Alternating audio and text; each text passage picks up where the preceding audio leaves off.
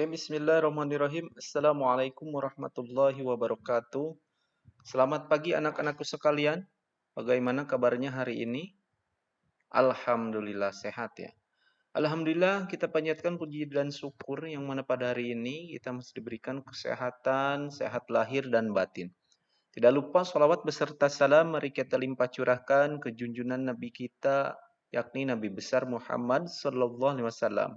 Kepada keluarganya, sahabatnya, atba tabiin sampai ke kita selaku umatnya mudah-mudahan mendapatkan syafaat yaumil akhir. Amin ya Allah ya rabbal alamin.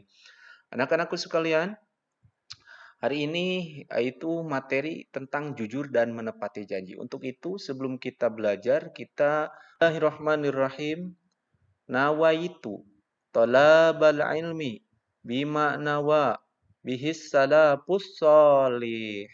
Niat saya mencari ilmu seperti niatnya salafus salih. Oke, kita lanjutkan. Bab 5 yaitu jujur dan menepati janji. Sebelumnya tahu apa itu jujur? Oke, bagus. Dan menepati janji ya. Jujur ini kita lihat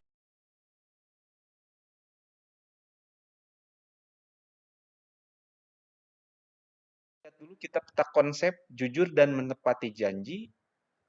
Yang pertama kita akan bahas itu pengertian jujur, klasifikasi jujur, hikmah berperilaku jujur. Ya, dan yang terakhir dari pembelajaran kita ini adalah mengimplementasikan perilaku jujur, menerapkan perilaku jujur dalam kehidupan sehari-hari.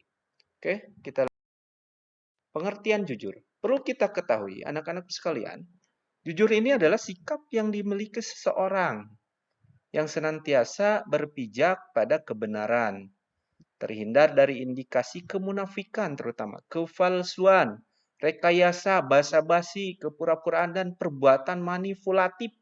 Itu jujur. Dan jujur kebalikan dari jujur ini adalah berbohong. Coba kalau Anda ya tidak berlaku atau tidak bersikap, berperilaku jujur, sekali kita contoh kepada orang tua tidak berperilaku jujur, kemudian berbohong, Bapak yakin mungkin saja kamu tidak akan dipercayai lagi oleh orang tua atau teman kita. Oke, kita, dalil berperilaku jujur Allah memerintahkan dalam Quran surat Al-Ahzab ayat 70.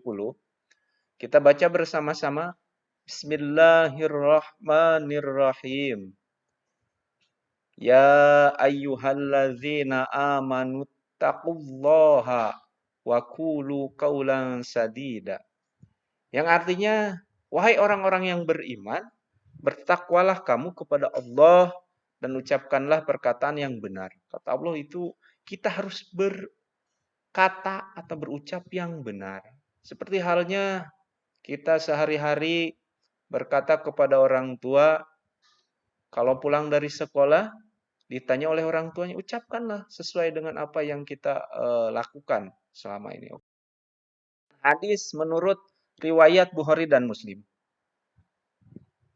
An Abi Hurairah radhiyallahu an Nabi sallallahu alaihi wasallam qol ayatul munafiqi thalathun idza haddatsa kadzaba wa idza wa'ada akhlafa wa idza tumina khana. Rawul Bukhari wa Muslim. Yang artinya kata Nabi, Abu Hurairah berkata dari Nabi Muhammad SAW bersabda, tanda-tanda orang munafik itu ada 3. Mana yang ketiga itu? Yang pertama, idza hadatsa kadaba, jika berkata selalu berdusta atau berbohong. Kemudian wa idza wa'ada akhlafa, jika berjanji mengingkari. Wa idza tumina khana, dan jika dipercaya hianat. Maka dari itu anak-anakku sekalian, kita harus dihindari perbuatan-perbuatan tercela ini agar kita selalu senantiasa hidup dalam kebahagiaan dan mendapatkan kepercayaan. Bentuk-bentuk kejujuran. Yang pertama, jujur dalam perkataan. Kita berkata sesuai apa adanya, sesuai faktanya, tidak usah dilebih-lebihkan. Apalagi digoreng-goreng seperti ini, tidak sesuai dengan apa yang kita alami, ya. itu jujur dalam perkataan. Kalau ditanya ya, berarti jawabannya ya. Harus sesuai. Yang kedua, jujur dalam perbuatan. Bagaimana jujur dalam perbuatan? Nah, dalam perbuatan ini kita melakukan atau berperilaku jujur ini adalah melakukan sesuatu sesuai dengan porsinya, sesuai dengan tempatnya, ya. Itu jujur dalam perbuatan. Apa sih hikmah berperilaku jujur ini? Yang pertama, bernilai ibadah. Iya, kita berperilaku jujur, berkata jujur sesuai apa adanya, itu ibadah. Karena perintah Allah. Yang kedua akan mendatangkan pahala. Kita berlaku jujur, berperilaku jujur, berkata jujur, mendapatkan pahala. Kemudian memberikan ketenangan batin. Ketika kita berkata jujur, dalam hati kita akan tenang, tidak akan dibayang-bayangi oleh kebohongan karena kita berlaku jujur. Kemudian memiliki keberanian yang tinggi, jelas. Orang yang jujur itu dia akan mempunyai keberanian yang tinggi karena apa yang dikatakan sesuai dengan faktanya. Kemudian mendapatkan kepercayaan besar, ini yang paling sangat kita harapkan. Beda lagi orang yang berbohong itu sekali dua kali orang akan tidak mempercayainya, bahkan akan mencelanya atau bahkan akan menghindarinya.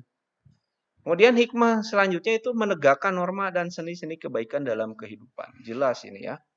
Yang terakhir, memperkokoh proses berbangsa dan bernegara. Anak-anakku sekalian, mungkin hanya itu yang Bapak bisa sampaikan dalam mempelajari berperilaku jujur ini. Kita harus mengimplementasikan atau menerapkannya di kehidupan yang akan datang atau di kehidupan yang implementasi jujur di sekolah, rumah, dan di masyarakat. Ini hanya contoh saja. Di lingkungan sekolah contoh sederhana dengan tidak mencontoh ketika ujian itu sudah melakukan jujur, sudah berperilaku jujur, ya. Kemudian kalau di rumah seperti apa contohnya? Dengan pulang tepat waktu ketika izin keluar rumah. Misalkan, mama saya akan bermain dari pukul 6 sampai pukul 7 misalkan kalau malam. Kita pulang tepat waktu, pulang pukul 7 itu sudah berperilaku jujur. Di lingkungan masyarakat contohnya kita aktif di Karang Taruna, kemudian DKM dan yang lainnya ya. Itu berperilaku jujur, mengimplementasi atau menerapkan berperilaku jujur. Sampai sini paham anak-anakku sekalian? Alhamdulillah ya. Mudah-mudahan ada manfaatnya, kurang lebih wallahu muwaffiq ila aqwamit thoriq. Assalamualaikum warahmatullahi wabarakatuh.